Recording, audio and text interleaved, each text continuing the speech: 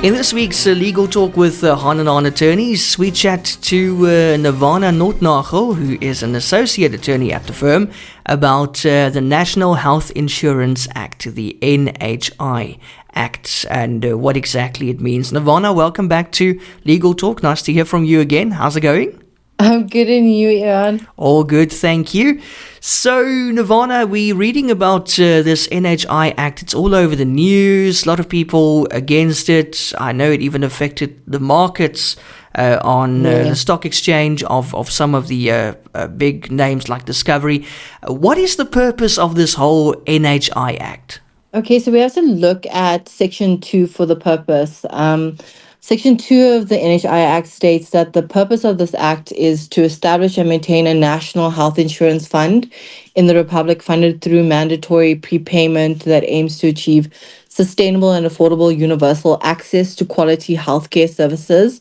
And this will be done by serving as the single purchaser and single payer of healthcare services in order to ensure the equitable and fair distribution and use of healthcare services, ensuring the sustainability of funding for healthcare services within the Republic, and providing for equity and efficiency in funding by pooling of funds and strategic purchasing of healthcare services, medicines, health goods, and health-related products from accredited and contracted healthcare service providers.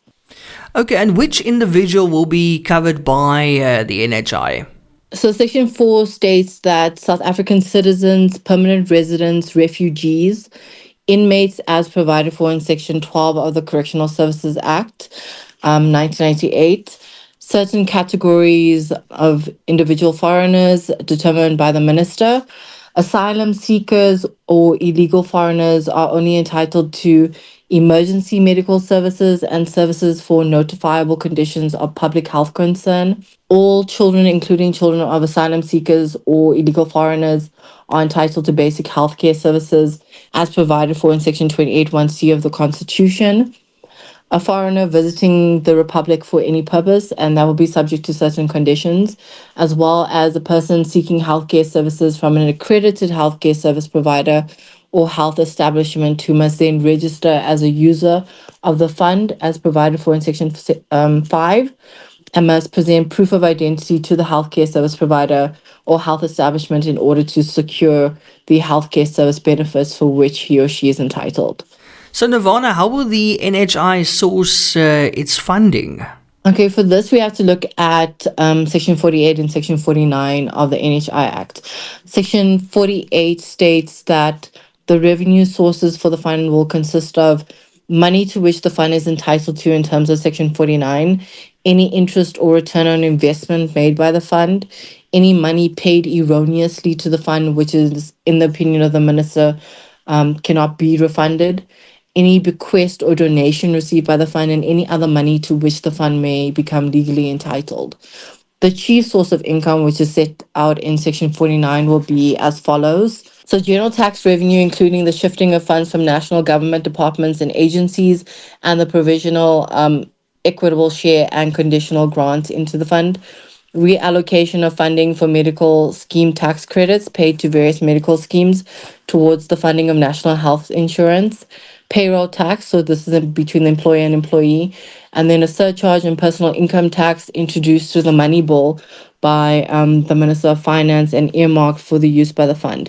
So this will be subject to Section 57 and then calculated in accordance with the estimates of income and expenditure as contemplated in Section 53 of the Public Finance Management Act.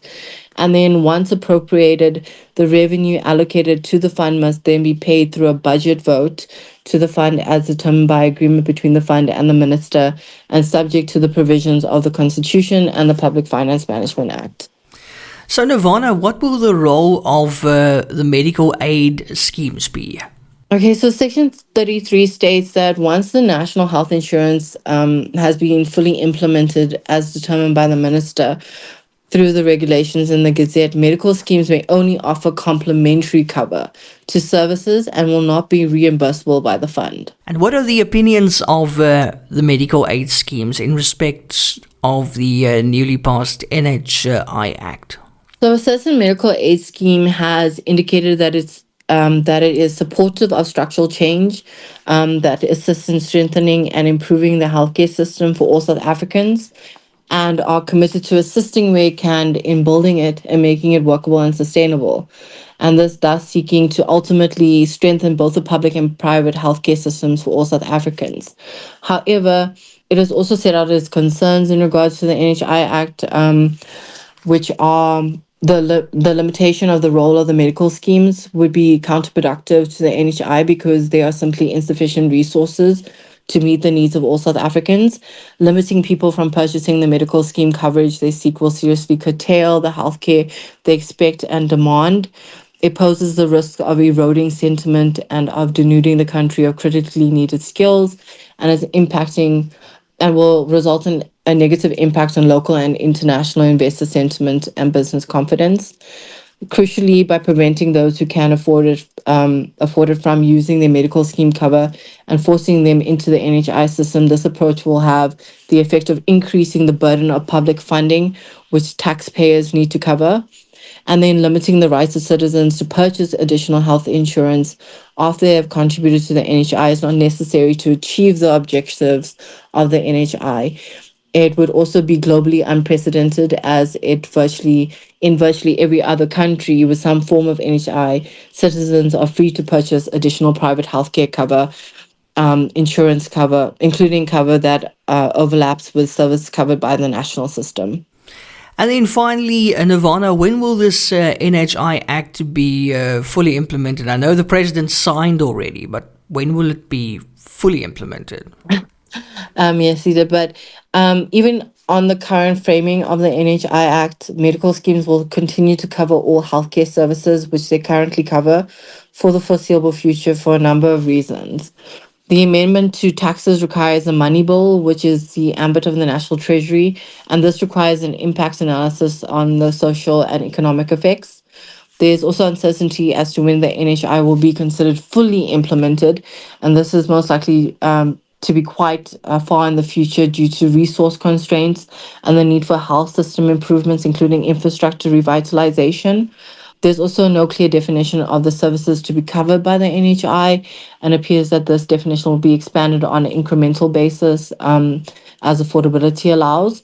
And there's also no costing on the NHI health services benefits, including the costing of the transitional arrangements. So I don't think it's necessary to concern ourselves too much at this stage. So we will be able to be covered by our medical aid schemes as is for now. But obviously, there are concerns from the medical aid schemes themselves in terms of the impact of the NHI. Okay, and that's Nirvana Nothnagel from Hahn Hahn Attorneys talking about the new NHI Act. So thanks so much for your time, Nirvana. Thank you for having me on.